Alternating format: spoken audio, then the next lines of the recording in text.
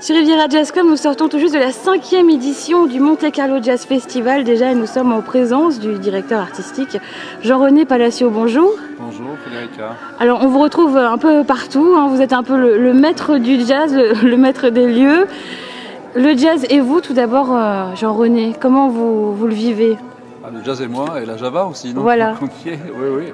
C'est une passion. La musique est une passion. Je veux dire, quand on fait un métier de programmation et de direction artistique, si on n'a pas la passion de la musique, je crois que ça ne pourrait pas exister. En même temps, chaque fois, c'est pour moi une joie de permettre à plein de gens de découvrir la musique que j'aime. Et en même temps, je ne programme pas que pour moi, je programme pour les autres d'abord. Je pense que si je programmais pour moi, il n'y aurait pas grand. Vous venez de nous révéler l'affiche, cette nouvelle affiche, alors toujours très éclectique, vous essayez de chercher toujours plus loin, nouveau. Alors quelles sont les tendances de cette année? En fait, pour cette 5e édition, l'idée c'était d'essayer d'aller un peu vers d'autres courants qui ne sont pas forcément du jazz, mais qui sont propres du jazz, parce que c'est vrai que cette musique est une musique d'influence, de confluence, c'est le melting pot, de brassage, et que les musiciens de jazz ont toujours influencé et été influencés par la musique des autres et par les autres musiciens. Je disais que c'est vrai que si Miles n'avait pas écouté Hendrix à White, il n'aurait peut-être pas été autant vers l'électricité qu'il l'a fait après, et il l'a dit. Donc nous, on n'a pas cette prétention-là, mais bon, cette année, il y a de l'électro. Et il y a de la musique flamenca, il y a aussi un big band dans la grande tradition, puisqu'on va rendre hommage à Lionel Hampton. L'électro, ça sera Gotan Project. Le flamenco, ça sera Diego El Cigala, donc on est à un très haut niveau. Et puis on restera dans l'esprit du jazz avec cet hommage à la famille Ceccarelli, qui est, bon voilà, c'est une réunion de famille entre Dorado Schmidt le même soir et André Ceccarelli, Jeannot, Régis, Jean-Paul, et puis plein d'invités.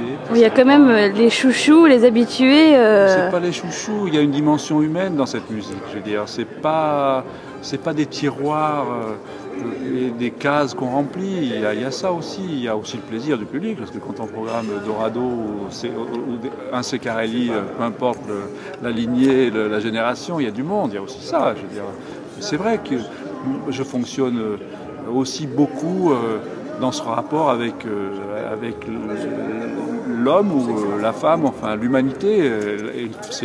Le jazz est une musique de fraternité aussi, c'est une musique de revendication, elle l'a été, donc voilà, il y a de la passion, oui.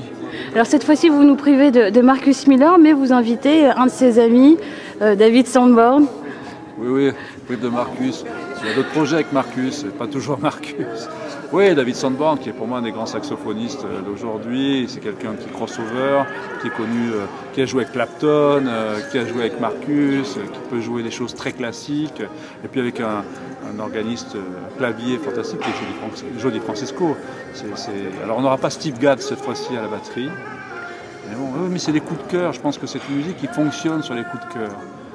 Ça, c'est une musique qui est très très humaine, qu'on peut toucher presque.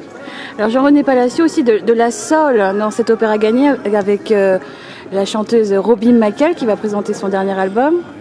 Oui, c'est une des belles voix. Je veux dire qu'aujourd'hui le jazz aussi est reconnu à travers toute cette génération de chanteurs, que ce soit Melody Gardot, que ce soit Diana Krall. Et Robin McKell, ça fait partie, comme Stacey Kent, de cette génération de chanteuses qui revisitent, je sais pas, ou qui nous font redécouvrir la soul à sa manière et qui touchent un public, un grand public. C'est un des leitmotifs, c'est que pour moi le jazz doit rester une musique grand public, pas une musique de chapelle, pas une musique de sectaire. Alors vous l'avez placé en première partie, mais on peut parler quand même de Kobilin, le jeune pianiste Harold Lopez Nussa. Oui. Mais c'est une soirée très latino et le jazz est sans frontières. Il a influencé beaucoup la musique cubaine et la musique cubaine a beaucoup influencé le jazz, quand on pense à Dizzy par exemple, Gillespie. Donc il y a cette nouvelle génération de pianistes. Pour moi, il y a le talent, il y a la formation, il y a la latinité. Voilà. Et puis il y a un côté très méditerranéen à ce festival aussi, à travers Gotan, à travers El Cigala, à travers Harold Lopez, c'est important. Alors pour parler des salles, il y a la salle Garnier et le Moods cette année toujours. Alors le Mood cette année, on a choisi de ne pas programmer, tous les grands concerts auront lieu à Garnier. Et le Mood sera plutôt l'endroit pour faire la fête, pour aller boire un verre, avec un super groupe qui vient de Chicago pour le festival, qui s'appelle Chicago Blues Machine, avec une chanteuse qui s'appelle Louise Crane.